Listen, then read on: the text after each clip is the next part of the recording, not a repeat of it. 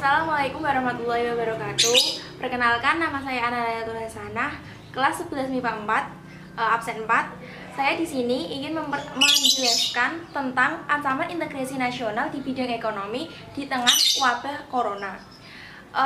Apa sih virus corona itu?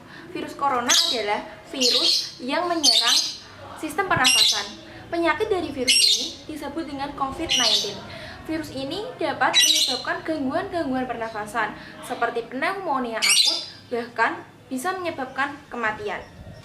Virus ini bisa menyerang berbagai kalangan, dari anak-anak, bayi, orang tua, orang dewasa, lansia, ibu hamil, bahkan ibu menyusui. COVID-19 ini pertama kali ditemukan di kota Wuhan di Cina pada Desember 2019.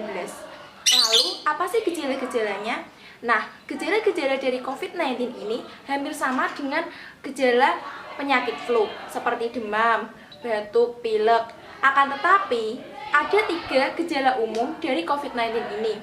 Yang pertama adalah demam di atas 38 derajat Celcius, yang kedua batuk, dan yang ketiga adalah sesak nafas.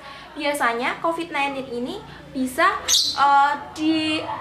dilihat 2-14 hari atau sekitar 2 minggu setelah terpapar virus corona.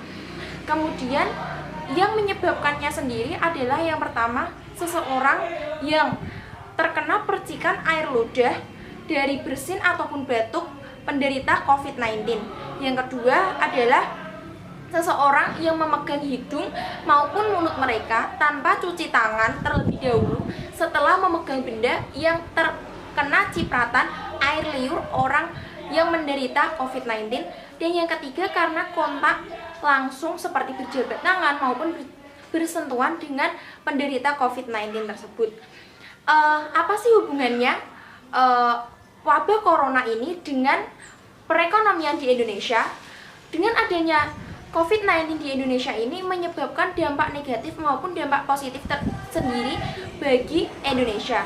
Dampak negatifnya yang pertama adalah menyebabkan atau mengganggu sektor ekspor di Indonesia sehingga mengakibatkan penurunan harga komoditas dan juga menyebabkan penurunan harga barang tambang. Yang kedua adalah penyetoran pajak sektor perdagangan mengalami penurunan. Yang ketiga adalah sangat berdampak pada investasi, karena masyarakat juga akan lebih berhati-hati dalam membeli makanan ataupun barang-barang dan juga ketika akan berinvestasi. Yang keempat adalah wisatawan asing yang kebanyakan membatalkan tiket penerbangan mereka untuk berlibur. Hal tersebut menyebabkan berkurangnya wisatawan asing yang berkunjung di Indonesia, sehingga berdampak pada restoran-restoran, UMKM, dan juga hotel-hotel yang sering dikunjungi oleh para wisatawan. Di samping memiliki dampak negatif, corona yang ada di Indonesia ini juga memiliki dampak positif. Yang pertama, terbukanya peluang pasar selain Cina. Yang kedua adalah peluang ekonomi dalam negeri lebih diprioritaskan oleh pemerintah. Yang ketiga adalah dimanfaatkan sebagai koreksi ketika melakukan investasi-investasi di tengah guncangan perekonomian global. Lalu, apakah upaya yang dilakukan pemerintah untuk mengatasi perekonomian di Indonesia ketika di tengah wabah corona? Yang pertama adalah pemerintah melakukan penurunan di 7-day reserve repo rate sebesar 25 BPS menjadi 4,75%. Yang kedua, penurunan suku bunga deposit sebesar 25 BPS menjadi 4%.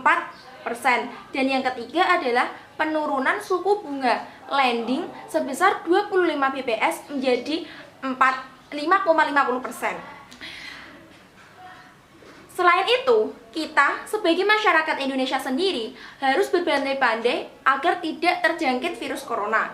Hal-hal yang bisa kita lakukan adalah seperti yang pertama, tidak keluar rumah kecuali dalam keadaan yang mendesak. Yang kedua, kita harus selalu cuci tangan setelah keluar rumah maupun setelah melakukan suatu aktivitas dengan menggunakan sabun maupun antiseptik lainnya.